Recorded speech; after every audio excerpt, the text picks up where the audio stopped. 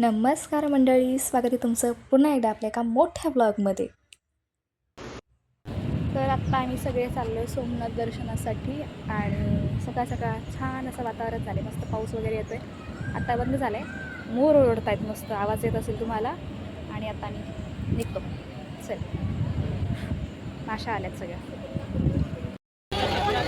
तर रात्रीचं आमचं दर्शन झालं होतं, पण आम्हाला सकाळी परत एकदा दर्शन करायचं होतं, त्यामुळे आम्ही सकाळ सकाळ मंदिरामध्ये आलो. सगळ्यांनी मस्त असे टिळे लावून घेतले होते, खूप सुंदर वाटत होतं. कसं वाटतं मला नक्की सांगा. तर चला आता आम्ही आतमध्ये दर्शनासाठी जातो. तर आतमध्ये काय फोन अलाउड नाही, त्यामुळे फोन आम्हाला जमा करायचे, म्हणून इथूनच मी सगळा व्ह्यू दाखवते तुम्हाला. आणि खरं सांगू खूप भारी होतं. आता दर्शन वगैरे आमचं झालेलं आहे, त्यानंतर आम्ही बाहेर आलो आणि पाऊस इथं सुरूच होता. आणि हे बघा, कबूतर एकदम असे उडाले ना की खूप भारी वाटतं. त्यानंतर आम्ही नाश्ता करण्यासाठी आलो होतो. आम्ही फक्त एवढंच नाही खाल्लं, बाकीचं पण खाल्लं, पण त्याचा व्हिडिओज काही मी घेतला नाही. त्यानंतर आम्ही निघालो पुढच्या लोकेशनवर, कारण आम्हाला आज एका दिवसामध्ये खूप काही गोष्टी बघायच्या होत्या. त्यानंतर आम्ही निघालो होतो आणि जाता जाता तुम्हाला दाखवते. इथं मस्त अशा नद्या, समुद्र सगळंच आम्हाला दिसत होतं. आणि इथं आम्ही पोहोचलो गंगेश्वर मंदिरामध्ये, जे की दीवमध्ये आहे. म्हणजे सोमनाथपासून एक 12-16 किलोमीटर काहीतरी आहे. आणि हे बघा, कसल्या लाटा होत्या, कसला समुद्र आहे. आणि हे आहे ते मंदिर, जे की 5 पांडवांनी ना बांधलं होतं. इथं या 5 शिवलिंग स्थापन केले होते आणि ज्याचा आहे ना समुद्रच अभिषेक करत असतो रोज. तर इथं आम्ही दर्शन वगैरे घेऊन ना निघालो होतो, पण जायच्या आधी तुम्हाला म्हटलं हे सगळं दाखवावं. तर हे असं सगळं इथलं लोकेशन आहे. आणि जाता जाता आम्ही इथं पाणीपुरी खायला थांबलो होतो.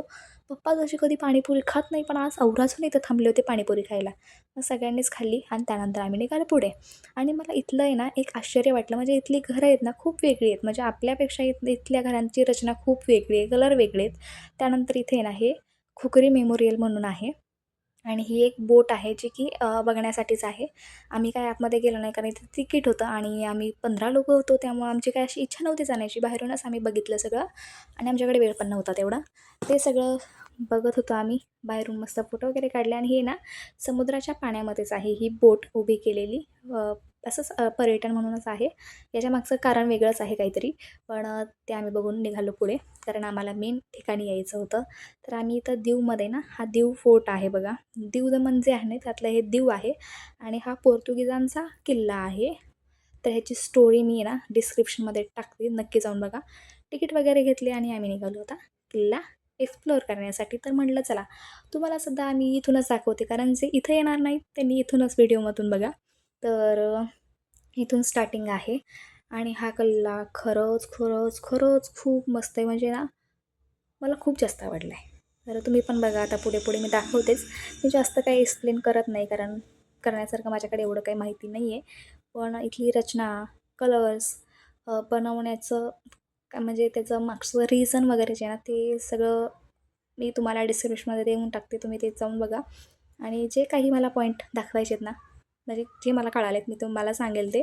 तर इथून एंट्री करून आम्ही आतमध्ये निघालो होतो. आणि पुढचं आता बघाच तुम्ही.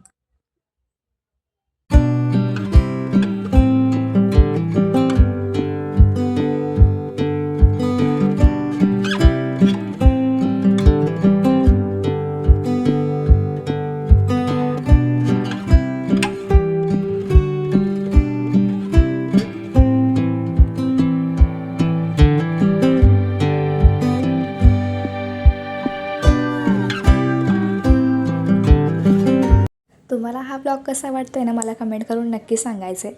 या किल्ल्यातला तुम्हाला सगळ्यात छान पार्ट कुठला वाटला ना तेही सांगा. आणि आवडला असेल तर लाईक नक्की करा. चॅनलला सबस्क्राईब केलं नाही नक्की सबस्क्राईब करा. आणि तुमच्या मित्रमैत्रिणींपर्यंत हा व्हिडिओ नक्की शेअर करा, जेणेकरून सगळ्यांनाही माहिती मिळेल. चला पुढे कंटिन्यू करा.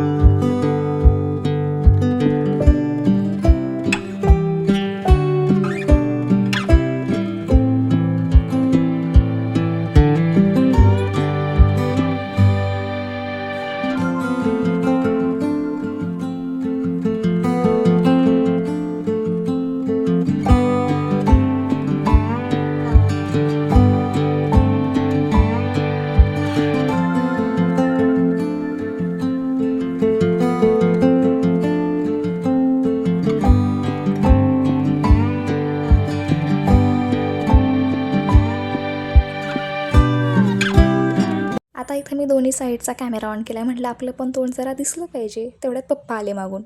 आम्ही आता आलोय दीव फोर्टला. दीव फोर्ट.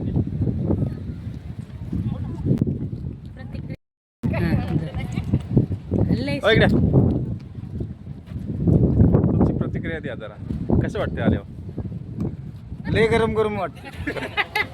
उन्हात उभं केलंय मला आल्यापासून. काय बरं नाही युट्यूबर.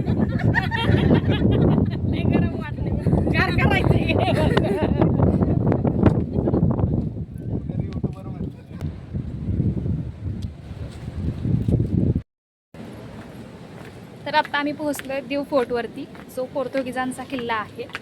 आणि आत्तापर्यंत तुम्ही बघितलं असेल सगळं. अजून सगळा नाही झाला फिरून, आमचा अर्धा वेळ झालेला आहे. सो पुढचा नक्की बघा तुम्हीसुद्धा. आणि खरंच खूप सुंदर आहे आणि इथली डिझाईन सगळ्यात वेगळी आहे, त्यामुळं आणखीन छान वाटते. शिवाय समुद्राच्या कडेला असल्यामुळं ते आणखीनच भारी वाटते. सो चला शेवटपर्यंत बघा. तुम्हाला पूर्ण किल्ला मी या व्हिडिओमध्ये दाखवणार आहे. आणि जे इथे येऊ शकत नाही त्यांनी व्हिडिओमधूनच सगळं बघा. सो चला.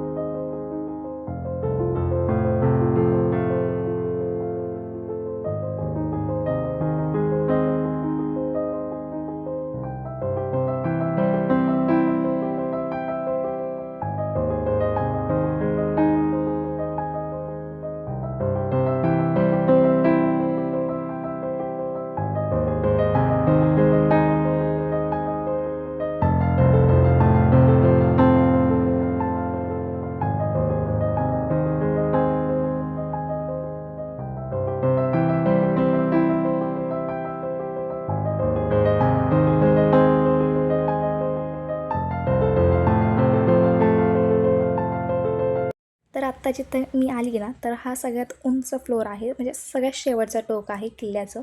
आणि इथून जो काही नजारा दिसतोय ना, तो म्हणजे कमाल आहे. म्हणजे पूर्ण इथला एरिया इथून दिसतोय, सगळं समुद्र असेल, सगळं व्ह्यू म्हणजे सगळ्या व्ह्यूज भारी आहेत ना. आणि तुम्हाला दाखवते आता मी पुढे, तुम्ही नक्की बघा.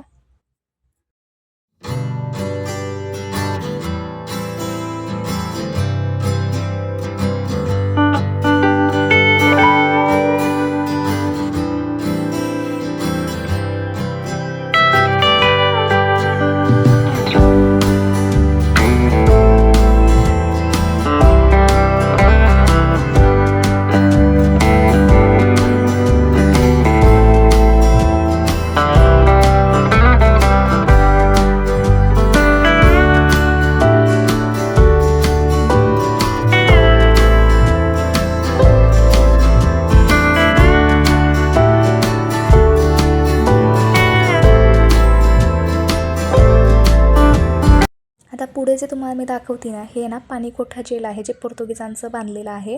इथे एकच कैदी होता, शिवाय इथे अनेक पिक्चरसुद्धा शूट झाले होते.